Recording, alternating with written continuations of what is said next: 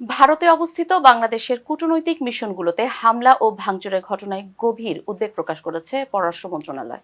পররাষ্ট্র মন্ত্রণালয় থেকে প্রকাশিত এক বিজ্ঞপ্তির মাধ্যমে জানা গেছে, গত ২০ ডিসেম্বর নয়াদিল্লিতে বাংলাদেশ হাইকমিশন ও রাষ্ট্রদূতের বাসভবনের বাইরে ঘটে যাওয়া অনাকাঙ্ক্ষিত ঘটনা এবং ২২ ডিসেম্বর শিলিগুড়িতে বাংলাদেশ ভিসা সেন্টারে উগ্রপন্থীদের ভাঙচুরের ঘটনায় বাংলাদেশ সরকার গভীর উদ্বেগ প্রকাশ করেছে।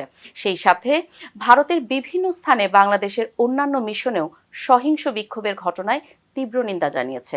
এরই জেরে ঢাকায় নিযুক্ত ভারতের হাইকমিশনার প্রণয় ভার্মাকে মঙ্গলবার ২৩ ডিসেম্বর সকাল ১০টায় ফের তলব করেছে বাংলাদেশের পররাষ্ট্র মন্ত্রণালয়। বাংলাদেশের পক্ষ থেকে বলা হয়, কূটনৈতিক মিশনগুলোতে এ ধরনের পরিকল্পিত সহিংসতা ও ভীতি প্রদর্শন স্পষ্টতই অসাংবিধানিক কার্যকলাপ, যা কেবল কর্মীদের নিরাপত্তাই বিঘ্নিত করছে এমন নয়, বরং দুই দেশের পারস্পরিক শ্রদ্ধা এবং শান্তি ও সহনশীলতার মূল্যবোধকেও ক্ষতিগ্রস্ত করছে বলে দাবি জানানো হয়। সেই সাথে বাংলাদেশ সরকার ভারতকে এই ঘটনাগুলো সুষ্ঠু তদন্ত করার আহ্বান জানিয়েছে। একই সঙ্গে ভবিষ্যতে এ ধরনের ঘটনার পুনরাবৃত্তি রোধে কার্যকর ব্যবস্থা নেয়ার এবং ভারতে অবস্থিত বাংলাদেশের সব মিশন ও কূটনৈতিক কর্মীদের যথাযথ নিরাপত্তা নিশ্চিত করার দাবি জানানো হয়েছে।